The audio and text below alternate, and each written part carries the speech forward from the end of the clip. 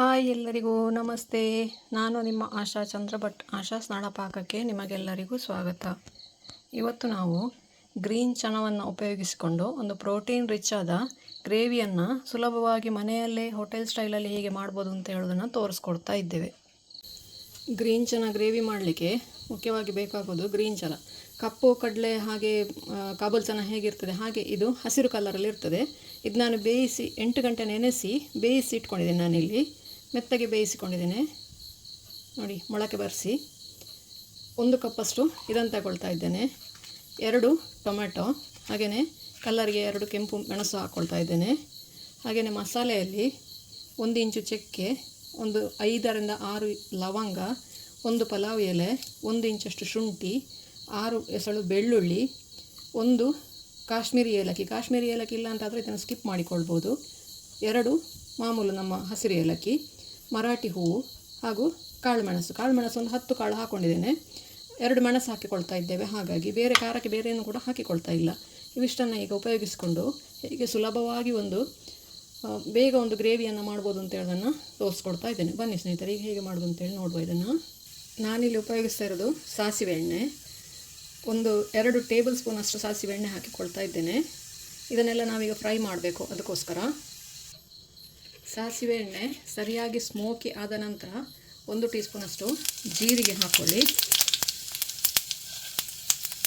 ನಂತರ ಈ ಎಲ್ಲ ಸ್ಪೈಸಸ್ ಮಸಾಲೆಗಳನ್ನು ಇದಕ್ಕೆ ಹಾಕ್ಕೊಂಡು ಫ್ರೈ ಮಾಡಿಕೊಳ್ಳುವ. ಎಲ್ಲ ಒಟ್ಟಿಗೆ ಹಾಕ್ಬೋದು, ಯಾಕಂದರೆ ಜಾಸ್ತಿ ಹೊತ್ತು ಅದನ್ನೇನು ಫ್ರೈ ಮಾಡಲಿಕ್ಕಿಲ್ಲ. 1-2 ನಿಮಿಷ ಬಾಡಿಸ್ಕೊಂಡ್ರೆ ಸಾಕು.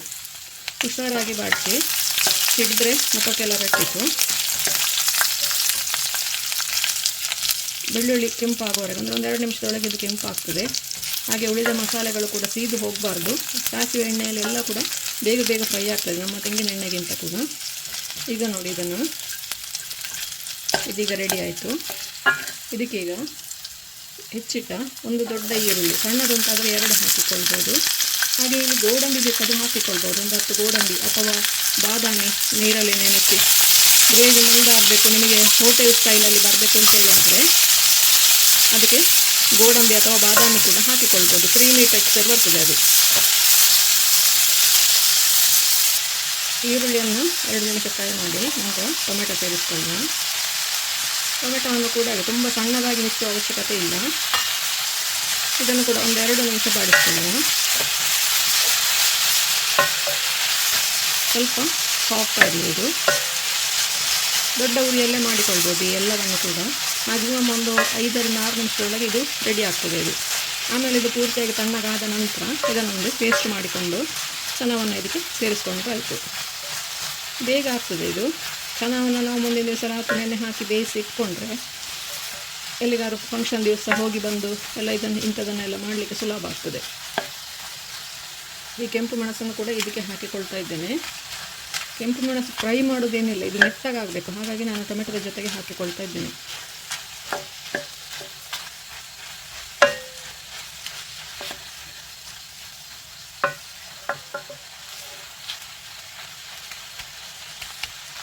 ಎರಡು ನಿಮಿಷ ಬಾಡಿಸಿದ ನಂತರ 1 ಕಪ್ಪಷ್ಟು ನೀರು ಹಾಕಿಕೊಳ್ತಾ ಇದ್ದೇನೆ.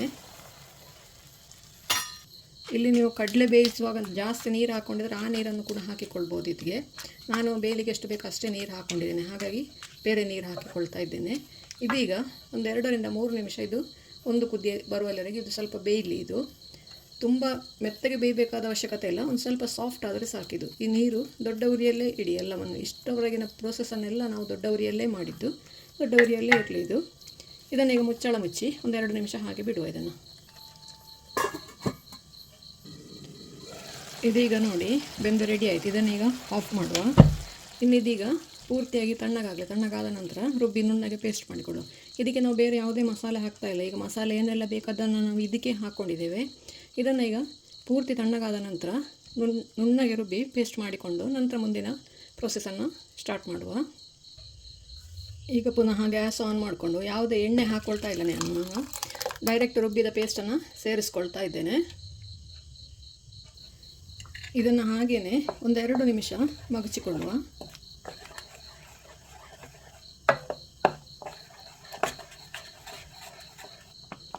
ಇದು ಕುದೀಲಿಕ್ಕೆ ಶುರುವಾಗ್ತಾ ಇದ್ದಾಗೇ ನಾವು ಕಡಲೆಯನ್ನು ಬೇಯಿಸಿ ಇಟ್ಕೊಂಡಿದ್ದೇವೆ. ಈ ಕಡಲೆಯನ್ನು ಸೇರಿಸ್ಕೊಳ್ಳುವ. ಅದಕ್ಕೆ ನನ್ನ ಹತ್ರ ಒಂದು ಆಲೂಗಡ್ಡೆ ಬೇಯಿಸಿದ್ದಿತ್ತು, ಅದನ್ನು ಕೂಡ ಅದಕ್ಕೆ ಹಾಕಿಕೊಳ್ತಾ ಇದ್ದೇನೆ. ಆಲೂಗಡ್ಡೆ ಇಲ್ಲಿ ಆಪ್ಷನಲ್, ಬೇಕು ಅಂತಾದರೆ ಹಾಕಿಕೊಳ್ಬೋದು, ಬೇಡ ಅಂತಾದರೆ ಅದನ್ನು ಸ್ಕಿಪ್ ಮಾಡಿಕೊಳ್ಬೋದು. ಕಡಲೆ ಬೇಯುವಾಗ ಉಪ್ಪು ಹಾಕ್ಕೊಂಡಿದ್ದೇನೆ ನಾನು, ಸ್ವಲ್ಪ ಒಂದು ಚಿಟಿಕೆ ಕಡಿಮೆ ಅಂತ ಅನ್ನಿಸ್ತಾ ಇದೆ.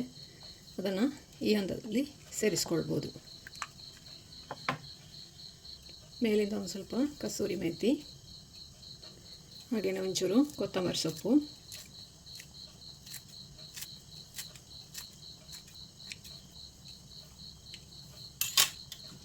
ಒಮ್ಮೆ ಇದನ್ನು ಚೆನ್ನಾಗಿ ಮಿಕ್ಸ್ ಮಾಡಿಕೊಳ್ಳುವ. ಇನ್ನೀಗ ಇದನ್ನು 4 ರಿಂದ 5 ನಿಮಿಷವರೆಗೆ ಸಣ್ಣ ಉರಿಯಲ್ಲಿ ಕುದಿಲಿಕ್ಕೆ ಬಿಡುವ. ಇದನ್ನು 15 ನಿಮಿಷದೊಳಗೆ ಈ ಗ್ರೇವಿಯನ್ನು ನೀವು ತಯಾರಿಸಿಕೊಳ್ಬೋದು. ರುಚಿಯಾದ, ಆರೋಗ್ಯಕರವಾದ, ಪ್ರೋಟೀನ್ ರಿಚ್ ಆಗಿರುವಂತಹ ಗ್ರೀನ್ ಚನಾ ಗ್ರೇವಿ ರೆಡಿ ಆಯಿತು. ಇದನ್ನು ಚಪಾತಿ ಜೊತೆಗೆ, ದೋಸೆ ಜೊತೆಗೆ, ಪೂರಿ ಜೊತೆಗೆ, ಯಾವುದ್ರ ಜೊತೆಗೆ ಬೇಕಾದರೂ ತಿನ್ಬೋದು. ಪರೋಟ ಮಾಡಿದರೆ ಪರೋಟದ ಜೊತೆಗೆ, ಯಾವುದ್ರ ಜೊತೆ ಕೂಡ ಇದು ಕಾಂಬಿನೇಷನ್ ಆಗ್ತದೆ. ನೋಡಿ ಎಷ್ಟು ಚೆನ್ನಾಗಿದೆ ಅಂತೇಳಿ. ನೀವು ಕೂಡ ಒಮ್ಮೆ ಖಂಡಿತ ಟ್ರೈ ಮಾಡಿ ನೋಡಿ, ಹೇಗಾಯಿತು ಅಂತೇಳಿ ಕಮೆಂಟ್ ಮೂಲಕ ನಮಗೆ ತಿಳಿಸಿ. ಲೈಕ್ ಕೊಟ್ಟು ಶೇರ್ ಮಾಡಿ. ನೀವು ಇನ್ನೂ ನಮ್ಮ ಚಾನಲನ್ನು ಸಬ್ಸ್ಕ್ರೈಬ್ ಮಾಡ್ಕೊಳ್ಳಿಲ್ಲ, ಸಬ್ಸ್ಕ್ರೈಬ್ ಮಾಡಿಕೊಂಡು ಪಕ್ಕದಲ್ಲೇ ಇರುವ ಬೆಲ್ ಐಕಾನನ್ನು ಒತ್ತಿ ನಮ್ಮನ್ನು ಸಪೋರ್ಟ್ ಮಾಡಿ. ಮುಂದಿನ ವಿಡಿಯೋದಲ್ಲಿ ಇನ್ನೊಂದು ಹೊಸ ರೆಸಿಪಿಯೊಂದಿಗೆ ಪುನಃ ನಿಮ್ಮನ್ನು ಭೇಟಿ ಆಗ್ತೇನೆ. ಧನ್ಯವಾದಗಳು.